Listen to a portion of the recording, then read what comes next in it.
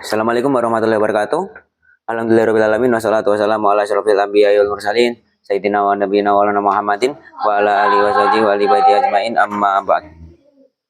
Yang saya hormati Mudirul Mahadwal Madrasah Al-Quran La Roibani Bida, khususnya Abinus dan Pemida, beserta kepala sekolah dan guru-guru yang tidak bisa saya sebutkan satu persatu.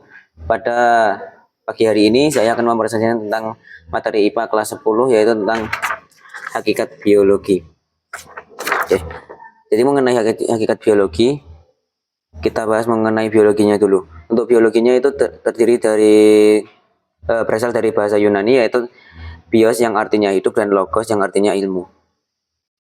Terus mengenai pengertiannya, yaitu biologi adalah ilmu yang membahas tentang makhluk hidup, biotik dan tak hidup, abiotik. Maksudnya biotik dan abiotik itu apa? Kalau biotik itu adalah makhluk hidup, contohnya kayak hewan, tumbuhan, manusia. Dengan kalau abiotik itu contohnya seperti oksigen, tanah, dan sebagainya. Untuk mengenai ilmu biologi sendiri itu bersifat tentatif atau terus berubah sesuai perkembangan waktunya. Jadi seiring dengan berkembangnya waktu, ilmu biologi akan terus berkembang. Jadi tidak tetap karena dia bersifat tentatif. Untuk biologi sendiri itu juga disebut ilmu kehidupan, sesuai dengan asal bahasanya, yaitu bios yang artinya hidup dan logos artinya ilmu, yang kalau kita artikan kurang lebih menjadi ilmu kehidupan. Yang berikutnya yaitu biologi itu dibagi menjadi dua. Masih belum cabang-cabangnya. Untuk pembagiannya yaitu biotik yaitu makhluk hidup, dan abiotik yaitu makhluk yang tak hidup. Untuk biotik sendiri itu mencakup seluruh makhluk hidup terdiri dari 5 kingdom, yaitu kingdom Monera, Protista, Fungi, Plantae, dan Animalia. Dan untuk abiotik, simpel aja, kalau abiotik itu makhluk yang tak hidup, contohnya ya tanah, oksigen, cahaya matahari, dan sebagainya. Terus bagaimana dengan virus? Untuk virus itu adalah makhluk hidup yang memiliki keunikan tersendiri, ya, karena dia mempunyai ciri-ciri makhluk hidup dan mempunyai ciri-ciri yang tak hidup juga. Nah, mengenai urutan terkecil dari tingkatan organisasi makhluk hidup, yang pertama yaitu sel. Untuk urutan terkecilnya yaitu sel, terus berikutnya jaringan, organ, sistem organ, dan individu.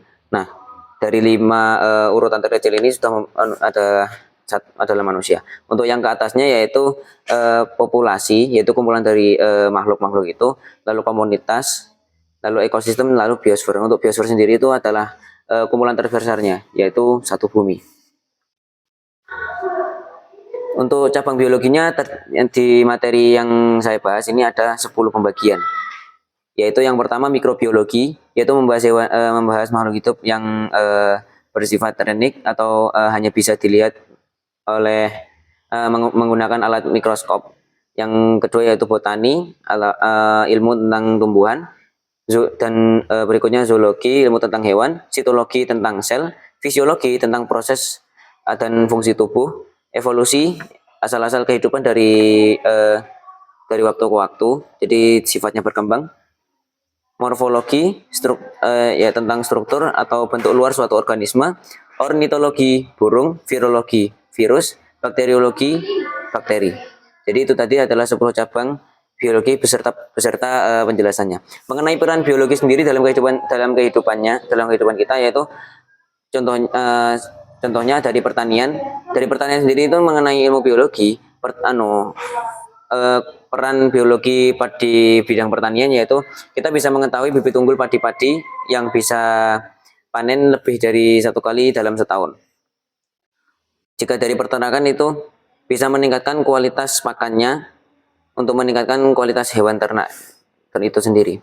Untuk kesehatannya yaitu ditemukannya banyak antibiotik. Untuk penemu antibiotik pertamanya itu dari Sir Alexander Fleming, yaitu antibiotiknya yaitu penisilin yang fungsinya itu untuk mencegah infeksi pada luka. Oke, sekian presentasi dari saya. Kurang lebihnya mohon maaf. Assalamualaikum warahmatullahi wabarakatuh.